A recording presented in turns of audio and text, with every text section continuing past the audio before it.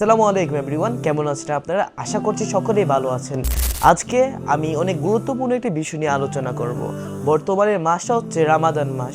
এই মাসটা ইবাদতের মাস এবং আল্লাহ তাআলার ক্ষমাপ্রাপ্তির মাস। কিন্তু এই মাসটি আসলেই অনেক বাবার দুশ্চিন্তায় পড়তে হয়।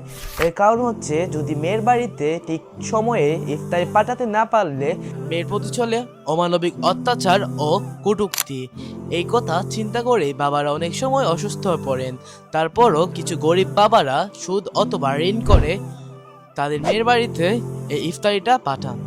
সো আমার চোখে আমি অনেকবার দেখেছি যে বাবারা গাড়ি ভর্তি করে মেয়ের বাড়িতে ইফতারি পাঠান। এটি আমাদের সমাজে একটি রেওয়াজ হয়ে গিয়েছে। সো আমাদের উচিত এই রেওয়াজটা বন্ধ করা, এই অপসংস্কৃতিটাকে অবরোধ করা। আসুন নিজ নিজ অবস্থান থেকে আমরা এটাকে বন্ধ করি। এই ছিল আমার আজকের ভিডিও। কেমন লাগলো অবশ্যই জানতে ভুলবেন না। দেখা হবে অন্য কোনো ভিডিওতে, অন্য কোনো সময়। আসসালামু আলাইকুম।